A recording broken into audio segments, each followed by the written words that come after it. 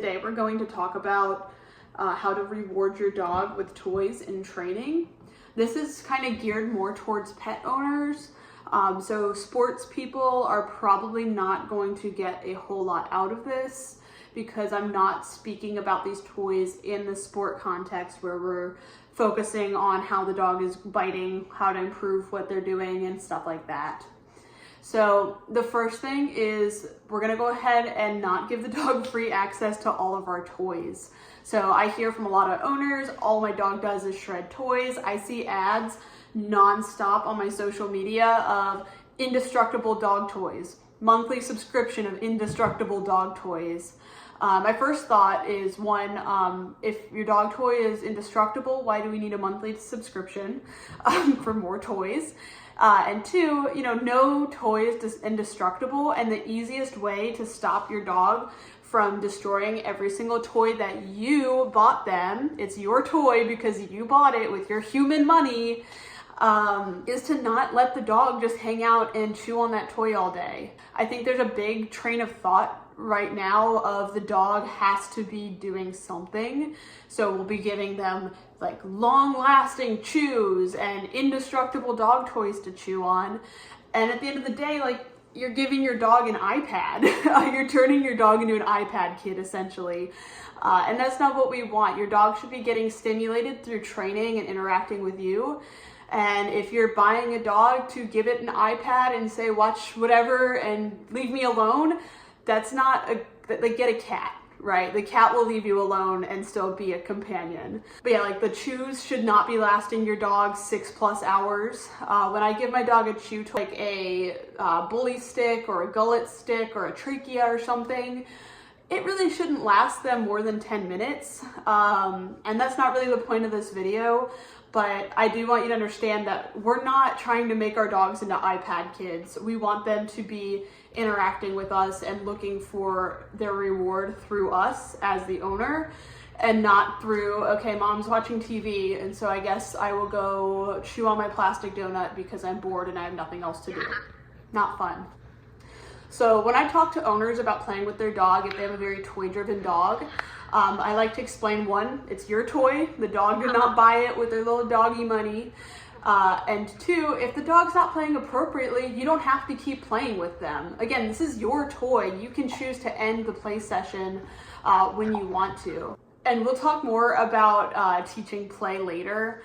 I have a little bit better kind of format for that. So let's talk about some types of toys. So we're gonna have our fetch toy, so where they go chase it and bring it back. We'll talk about that when we're teaching play. And then we also have our tug toys where the dog's trying to possess that item. A big issue I see with owners playing tug is it's the owner versus the dog as to who's gonna win the tug. And that's not what the game is about. It should be you and the dog versus the tug, not you versus the dog. So again, this is all we're playing together, we're not playing against each other. So you're probably pretty familiar already with the fetch toys. The first one that's gonna come to your mind is probably a tennis ball. So I like to use these little chuck it balls. So this is a rubber ball. A lot of them have holes in the ball. I prefer the one with the hole, just in case that dog would get it lodged in their throat. There is the opportunity of airflow. And these do come in various sizes for different dogs. They have a little teeny tiny little baby dog size. And then this is like their average size chuck it. I don't like the classic green fuzzy tennis ball for a few reasons. One, I live in Texas, and if you have ever been to Texas in the summer, one, congrats on surviving, but two, they have these little sticky thingies that come out of the grass, like these little seed pods, and those get stuck in my dog's fur bad enough. I can only imagine that if I had a tennis ball out there that it would be covered in those little sticky thingies. And that's going to scratch up their gums and stuff because those do have like the stickers on them. And that can potentially lead to the dog getting something embedded into that gum tissue. And we all love a good expensive vet appointment for something stupid, right? Another reason I don't like them is that fuzzy stuff on the outside is some sort of plastic material. My dog is going to be ingesting some form of that plastic material as they're playing with the ball. And I don't really want my dog ingesting that. That's just yucky. I also don't like that they are kind of a bit weaker, so the dog can typically flatten them very easy. Not that you can't flatten this, so this is pretty squishy as well, but it's not going to rip and tear ideally the same way that that tennis ball will. If a tooth goes through this, it'll probably be self-healing. It's not going to start ripping chunks off and my dog can't start trying to gobble that up. I also like that this is a lot easier to clean. So inevitably you're gonna throw the ball and at some point it's gonna roll and hit like a poop pile or where your dog just peed, something like that. Or if you have multiple dogs, like I'm a dog trainer, so this ball has been through a lot of dogs. I can actually sanitize this between dogs. So it's plastic, so it's very easy to clean. I know mine's looking a little bit old and crusty, but spoiler alert, all of my toys look a little bit old and crusty because they're old. This is very cleanable, and I can also very well see when it's dirty, so there's not going to be stuff hiding into any fibers. The slobber dries very quickly. I can rinse it off. All around, much better than the old-fashioned classic tennis ball. Some other Fetch toys I have, this is a water bumper. Essentially this floats in water. You can use it out of the water as well. You grab it, you throw it, the dog goes and gets it, and they bring it back to you. You can see mine is very old because even though it is used appropriately, it is starting to break a little bit. So it probably has 1 or 2 uses until I'm gonna toss it. I want to make sure all of my toys are in very good condition when my dogs are playing with them. But typically in my experience, if you have a toy that is going like amphibious on water and land, it's probably going to fall apart quicker than a toy that you are not throwing in the water, just because all of the sun, the water, the dirt, drying it out, getting it wet again, it's gonna kind of do a number on the fabric. And you can see, especially if you're using it in like a pool where they're like treating the water, it just kind of starts to fall apart, and that's just the nature of stuff, but these are pretty cheap. Another Fetch toy that you might not be super familiar with is the Big Chuck It ball. So this is a kick ball. It's great because my dog might have to work a little bit harder to get it, and that means it's a little bit more fun at first, usually for the dog. Once they figure it out, then they can catch it pretty easy. But you can see it's kind of difficult for most dogs to grip because it's got this like little ledge here. So it's a little bit heavier, obviously, compared to this. So they're trying to hold it with those front teeth. It gets away, it's rolling, and they're like, oh my gosh, get it, get it, get it, and it rolls on away. So that's another Fetch toy that I really enjoy. We have the alternative ball on string. So this is just like this toy. A lot of dog owners, where they're concerned the dog is going to ingest the ball or like inhale it, will opt for a ball on a string. I know the foam balls on strings are very popular right now. They're also called Star Mark balls. It's like a yellow foam ball. Those are very popular at the moment with a lot of the sport dog community. It's nice because I can fling it, and I can also almost use it as a tug toy if my dog is like possessive enough to hang on to it. I can almost use it as a tug toy too, so it's another great option. Also have another type of toys, our little critter toy. These ones, depending on the size, could be tug or Fetch toy. Typically, because of the quality of the making of this toy, because I got it at a pet store, it's not meant for tug and stuff like that. I typically won't use this as a tug toy because the dog is just gonna rip it in half and then we're both traumatized. These ones typically will have a little squeaky. This one's Halloween themed. He's got a little candy corn hat. They're very cute, but they also don't last very long because they are made to look cute, and that is about it. I mainly got this one because I had to. It was a lammy in a candy corn hat. I had to buy it.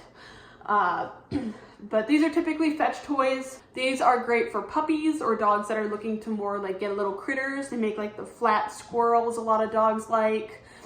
An alternative to this would be maybe like the Flirt Pole. I would compare this to the Flirt Pole because it's just like a little animal. And a lot of puppies are gonna go to this or the Flirt Pole.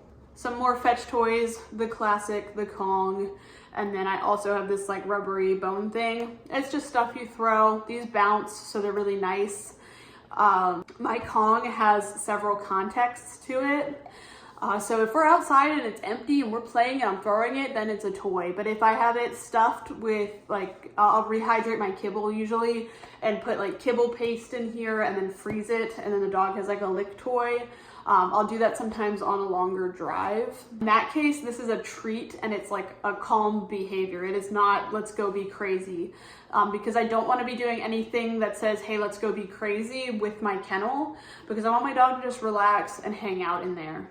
Also, if you have never washed your Kong, these are dishwasher safe. You can put it on the top rack of your dishwasher, and that is disgusting if you have not washed it. So please go wash your Kongs and your food bowls and your water bowls, and probably all of your dog toys as well. They get very yucky. Okay, so now we're gonna go ahead and move on to the tug toys.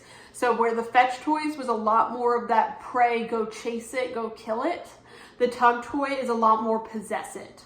So the first tug I'll usually introduce dogs to is this little blue tug.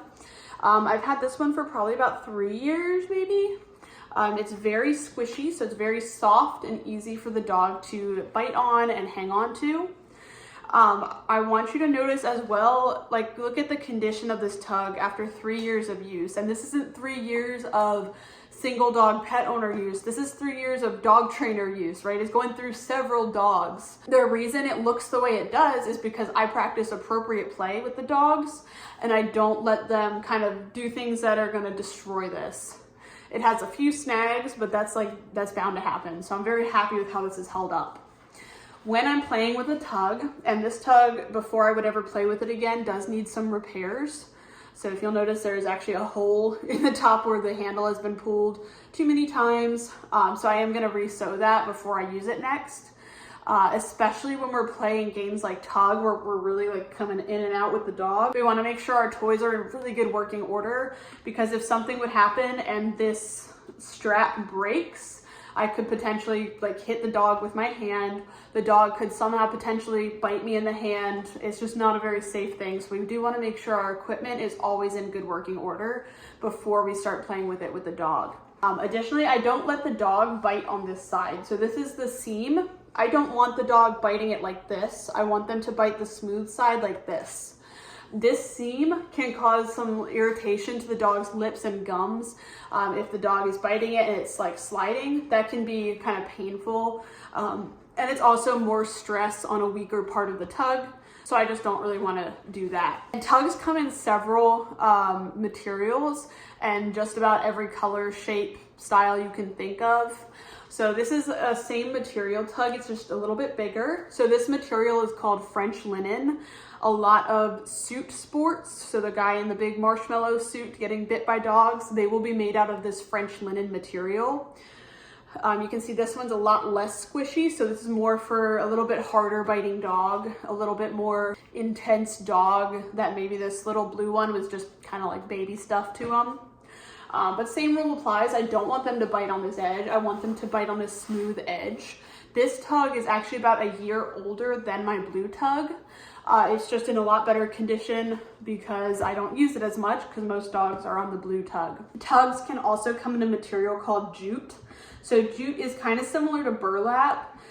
It's a natural fiber. You'll see it a lot if you've ever seen an IGP, also known as IPO or Schutzhund thing, like the dog is biting on a big jute sleeve. That is that brown material. I do not currently have a tug in that material with me, but it can be helpful for a dog that maybe is slipping off of this French linen material too much, and we need to give them a little bit better of a grip on that toy. Another material tugs can be made out of is leather or suede. So this is a very cheap pet store suede tug. I don't like it, and I probably would not recommend this tug. It's nice that it has a squeaky. So for a dog that maybe isn't super into the tug yet, I can kind of say, hey, look at this little squeaky prey item, and play with it. But the reason I don't like this tug, and I'm not upset about this at all, it cost me all of $6, so I'm getting $6 worth of quality, right? But you can see it's got seams all the way around, and this suede, after it gets wet, it gets very stiff and it's very sharp. So my dog has no option to hit a smooth side of this tug unless they're somehow hitting it the wide angle. But even then, you know, this is gonna fold over and it's still going to potentially be rough. I also don't like that it has this sort of almost jute-like fiber in it. You can see in the edges, and it's kind of coming out. So that stuff is like falling apart already. And this is not like a very old tug at all. I actually got this as a placeholder for my next tug that I'm about to show you because I was waiting on this to come in the mail. So this is what a nice suede tug looks like. This one's from, I think, Red Lion Canine, as it says on the handle. It's significantly stiffer than our blue tug. So you can look here. And it's a little bit stiffer even than this purple one. Just the size difference is gonna make it look a little bit different.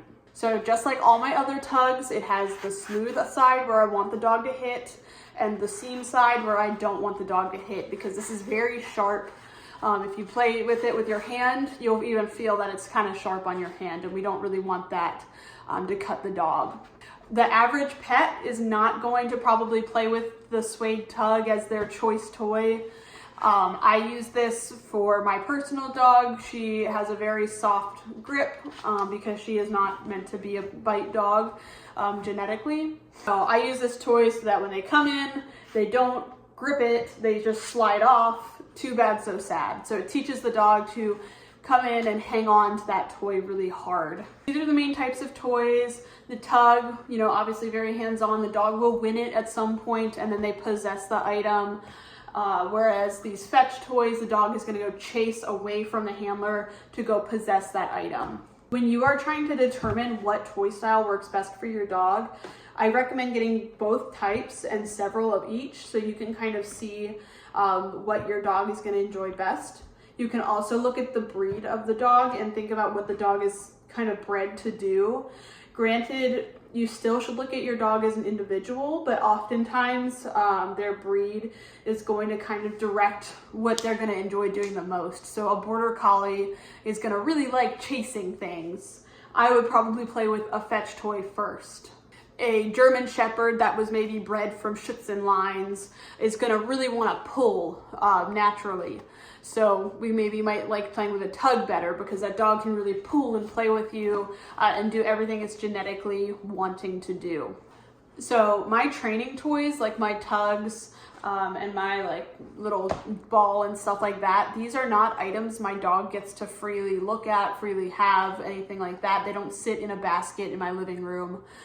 This is pieces of equipment that come out when we're training, but it's still a fun time to play with them. It's just we're playing between me and the dog. It's not, the dog is off self-rewarding with the toy they pulled out of the basket. And that's gonna save you a lot of money in dog toys, a lot of time vacuuming up stuffing, and it's gonna also improve your relationship with your dog as well. The last thing I wanna talk about before we start showing how to reward with the toys and stuff is gonna be markers. I'm mainly concerned with my reward markers right now in this context. So we're gonna have our continuation marker. Good, good, good. Keep doing what you're doing, but you know, you're either getting closer to your reward, or if I'm training with food, you're getting like little bits of reward here and there. And then we have a termination and reward marker. So that's gonna be primarily what you're using when you are training with toys. I can't give my dog a little bit of the ball as a continuation reward.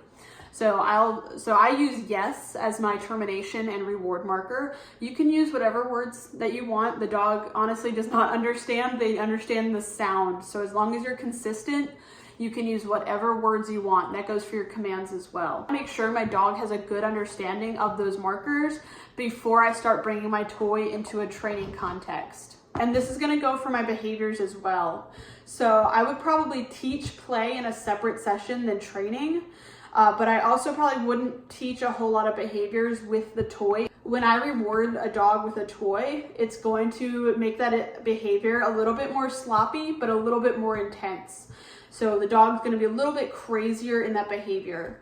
And that can be great for maybe a dog that is naturally a little bit less enthusiastic. They're a little more flat, and we want to bring out that like, hey, you can like look like you're having a good time right now into the dog.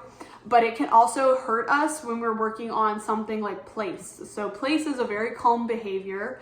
It's sending your dog to a boundary stay. So you tell the dog, stay on this bed, stay right here.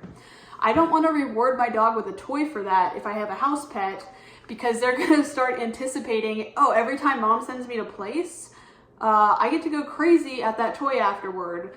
And what it could possibly turn into is your dog is sitting there up on that place bed going, oh my God, where is my toy at? And that's not what I want. If I'm putting my dog on place because I want to watch a movie and maybe have the dog not like breathing down my neck for popcorn or something, I don't want the dog sitting there going nuts. I want them to be calm and I want them to look like that. So in that case, I would use food, a little bit less intense of a reward. So we're gonna go ahead and I'm gonna pull a dog out and we're gonna see what rewarding with the tugs look like. So I have my dog Gracie here, and we're gonna kind of play with this tennis ball a little bit.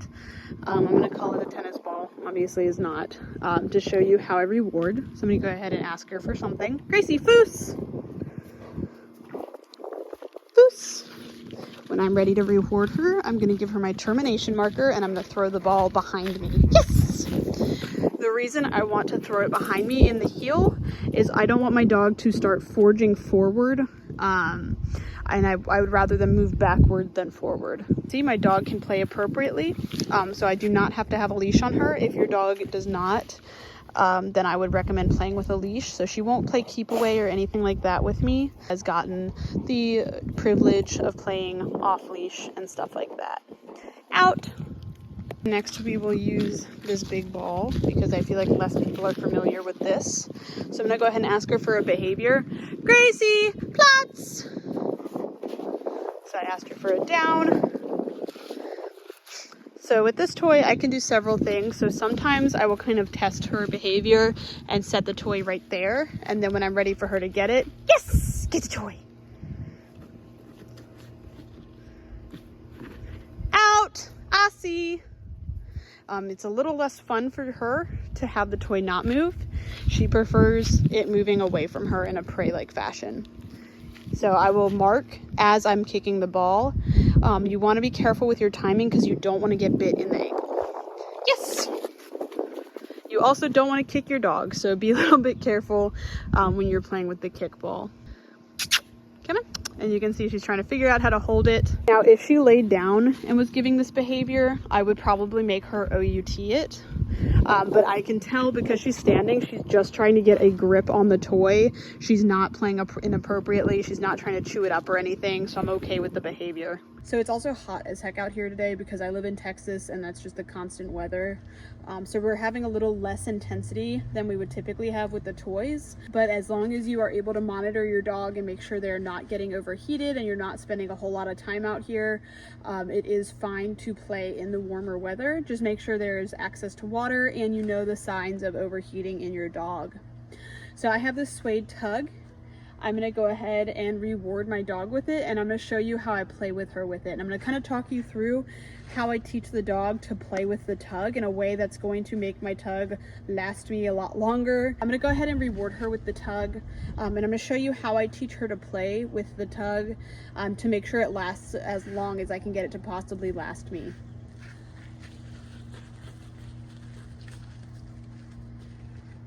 So I will typically just hold it out and let the dog grab it themselves. You can also hold it like this and let the dog come in. The biggest thing is you do not want to fight against the dog when they're coming in on the toy. So if I'm holding it out like this and I'm stiff, one, I'm probably gonna get knocked over. And two, my dog, and this is less extreme on this tug because it's one handle, but my dog is gonna grab it and get whiplash. If I'm holding it like this, especially, my dog is gonna come in. If I'm bracing and they come in and hit it hard, all of that shock is going down their spine and I can potentially cause some really serious damage and possibly even death if the dog is coming in fast enough. So I wanna make sure anytime I'm playing with my dog, I'm letting them push into me when they're coming in on that bite. So you'll see when she gets the tug, I move like this. I move with the dog. I'm not blocking the dog at all. Yes!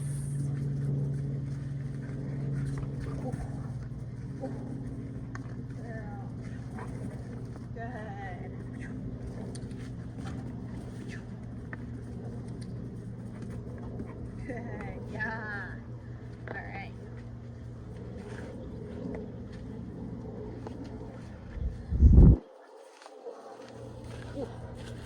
So my dog has a good grip on the tug. This is a newer tug for her, so it took her a couple of tries to figure it out. All I will do is take turns between putting tension on the toy and giving the dog slack. When she pushes in on the toy, I'm gonna give it to her and let her kind of run around with it for a second. I want her to learn to push in and not pull because it's easier for me. Good girl, good girl. And it's easier on my toy as well. So you'll see I put tension, I give it to her. Yes, she pushed in there. So I let her have the toy and reward herself. Let her kind of hang out with it for a second. I don't want to instantly take it from her. I want her to have that little bit of possession with it. If she brings it back to me, I usually won't like take it away from her instantly. I'll play with her some more. I want her to know that bringing it back to me is a good thing. It's not gonna always be spit it out and give it back. Good girl. Yeah. So she's holding the tug in a way that I don't really like. She's holding it like down her throat. I don't like that for like a lot of reasons. I want it to be horizontal in her mouth. So I'm gonna go ahead and make her spit it out. Out. I am not gonna go over teaching the out today, but that is something that you'll probably want to teach your dog when playing with toys, because at some point you're gonna need them to let go of the toy. I'll go ahead and show you how I catch her with the toy when I'm holding it like this. This is not the best tug for that. If you want to play like that, use a longer tug because I'm really risking getting my hand bit with this. So this is not a safe item to do that with. Yes.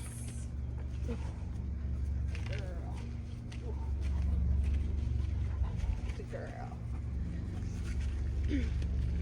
And you can see there, I almost exaggerated that movement pulling her into me when she hit that toy, because I really don't want to jam my dog.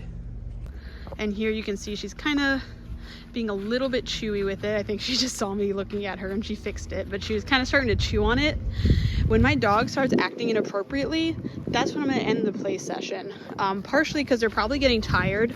It's hot as heck out here, so I don't want to keep working her too much. Starts to get bratty, I want to put them away. I don't want to keep fighting them and make it into a bad experience. Out. Remember, at the end of the day, this is your toy, and if the dog is not acting appropriately with it, then they don't get to possess it.